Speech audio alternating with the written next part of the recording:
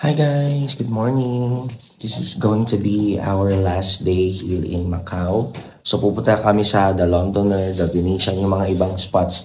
Medyo malayo pala yung dito. Kailangan namin sumakay ng bus or taxi para makapunta dun. Pero yeah, let's make the most out of it. It's already 6 a.m. in the morning. And mamaya makikita na namin yung mga landmarks na yun bago kami umuwi.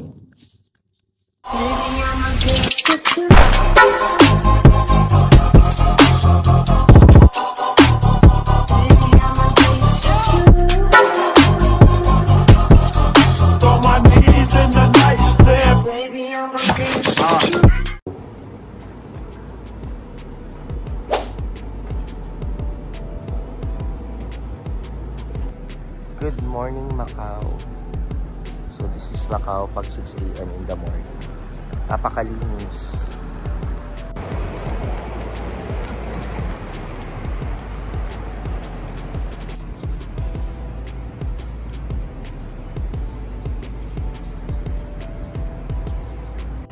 So ayun na nga, sarado pang mga shops dito. Naghanap kami ng coffee shops pero ang bukas pa daw ay mamaya pang mga 8 nga ba? 8. So ang pinakamaagap na bukas dito ay Jollibee. Kaso 7 a.m. pa, 6 a.m. pa lang naman. Hindi ko alam kung saan pupunta pero let's go.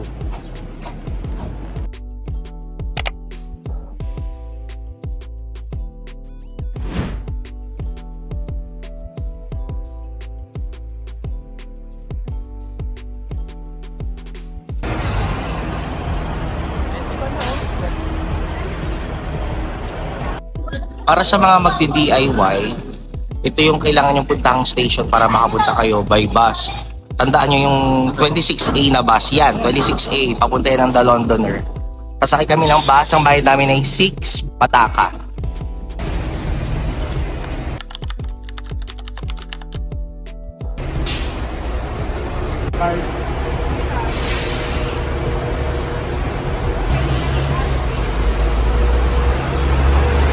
Sasakay na po kami ng taxi kasi hindi tumatanggap ng cash or ng octopus card pag bus ang sasakay yung papunta sa The Londoner. Yan, so pag kayo ay maramihan, ito kailangan yung sakyang taxi. So ito ay tsura ng limahan. Every yan ba mo? Hindi, may kasak na LB. Macau. Play Mineral.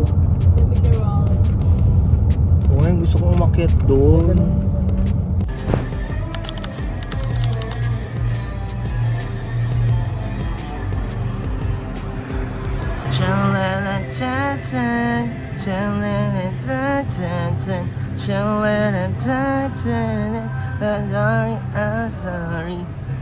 Abangan nyo ang aking escalator, Eme.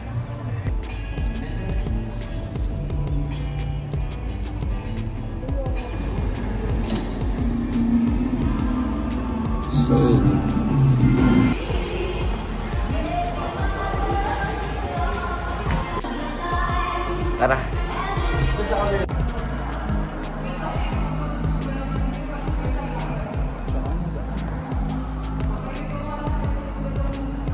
Sudanese.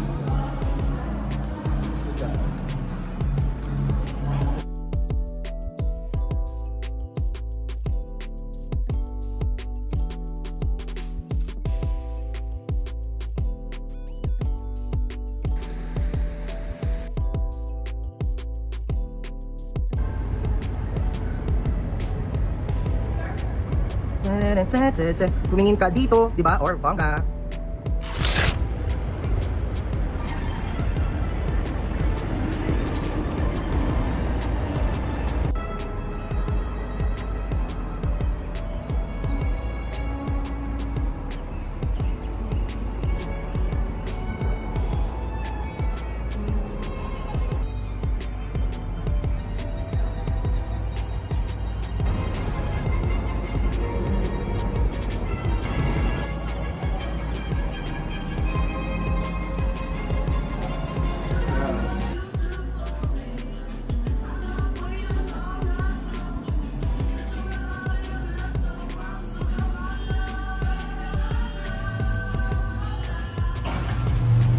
Guys, papunta na kami ngayon sa Eiffel Tower.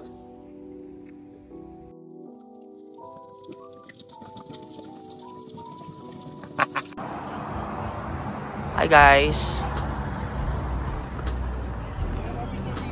No? Mas gusto kong bumalik dito.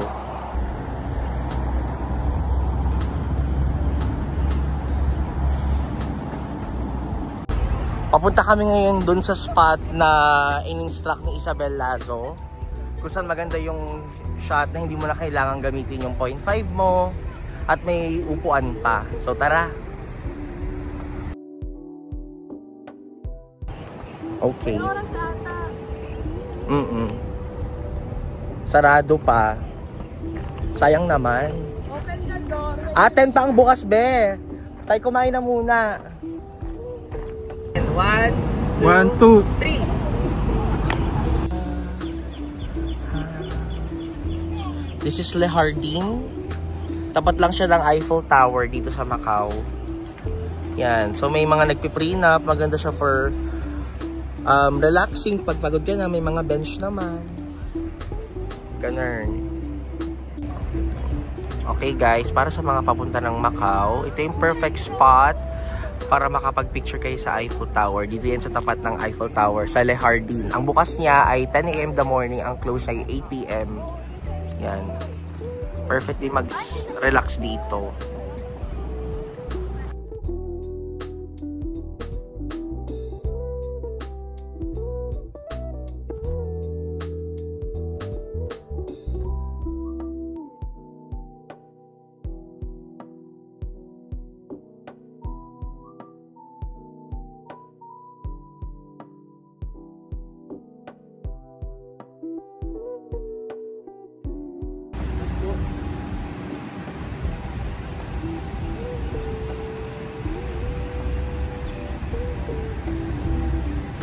Hi, we are finally checking out dito sa hotel, dito sa Macau. And this is gonna be our last day. So, ang flight namin ay mamaya pang gabi around 11:30. Meron pa kaming time para makagala sa Senado Square. Babalik kami dun para mag-lunch and konting gala. And then by 6 PM or 5 PM, punta na kami ng airport para doon na kami maghihintay para sa aming flight going back to the Philippines. Yes!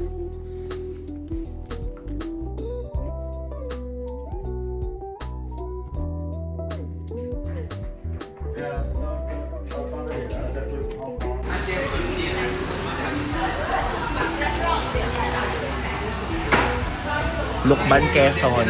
Eme. Parang Lukban lang.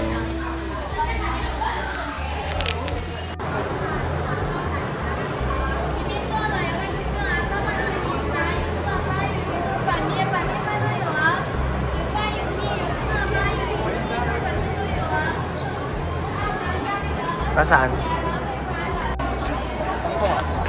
Okay. Let's try this famous lemon cello here in Macau.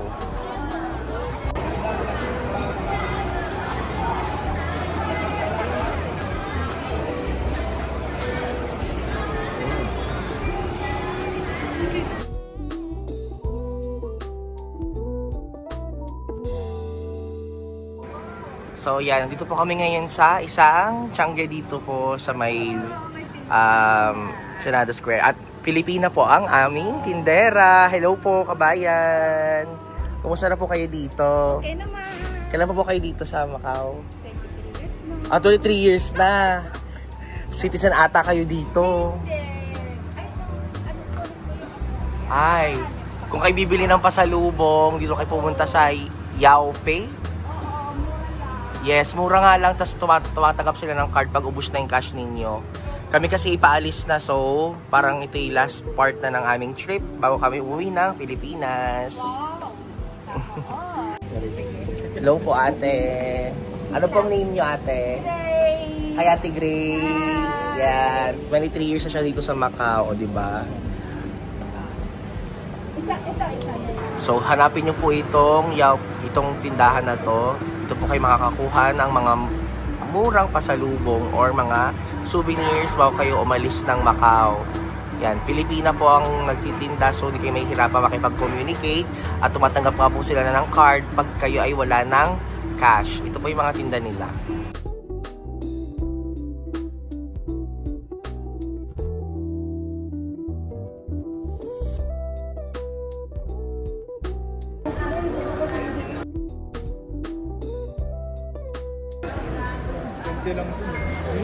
Magkano?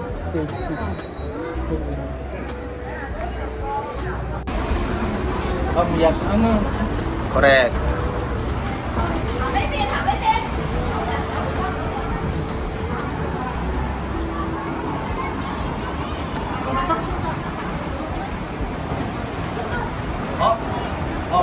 Wala po kami sa Maynila ha. Nasa Macau pa po kami. This is it, Pansit. For the last time. Goodbye, Macau. Oh my God. Mamimiss ko tong trip na to. Dami nangyari.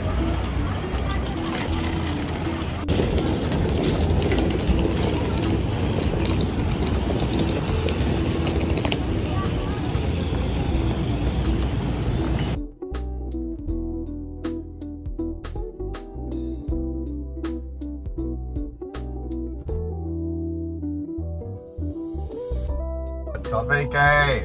Yes. Pauwi na po kami. This is our driver. Yes. Goodbye vacation. Hello work. Yes. Ano ba yan? Nakakabitin. Totoo lang, nabibitin ako. At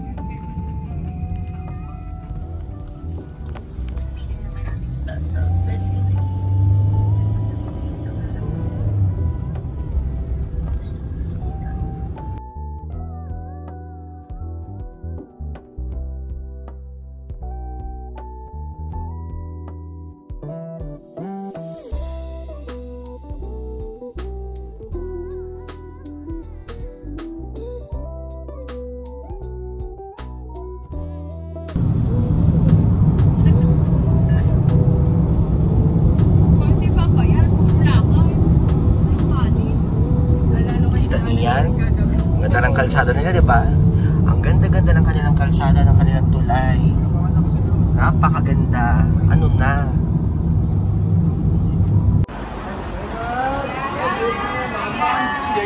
This is Macau International Airport. Akin ay malaki. What? Ay, yung water, yung water. Kamukha ni Tito Teddy. Ano? Macau International Airport. So, ito na talaga to. Wag muna tayong umuwi. Let's go! Happy ka naman? So happy? Bitin ka?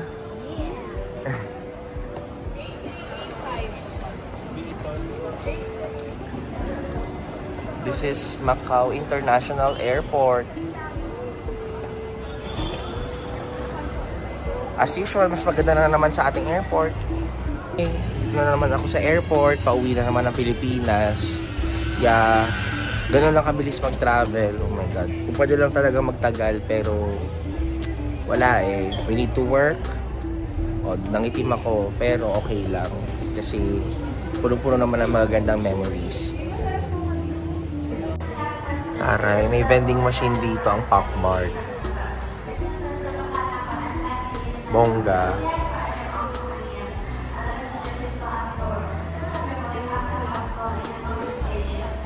Okay, so this is what it looks like dito sa boarding.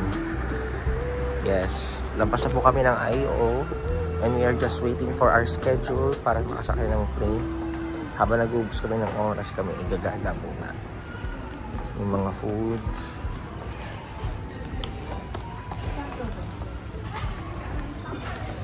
Maliit lang siya pero malinis. Ganda. Ito lang pati ang airport dito kasi nga maliit lang naman ang Macau. Para siyang ano eh, ang tawag doon, part talaga siya ng China pero parang ano, oo, territory nila to.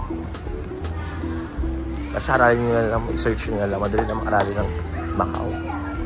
So, naka-avail kami ng libreng check-in baggage para sa mga 7 kilo na luggage. Although nakapag-check-in kami kanina ng 20 kilos or 22 kilos, pero hinayaan ni Cebu Pacific na lumampas. Well, thank you for that, Cebu Pacific. Wala kaming dala ngayon. Hi, we have just landed here in Naiya Terminal 3. That ends our journey for this travel. Till next time.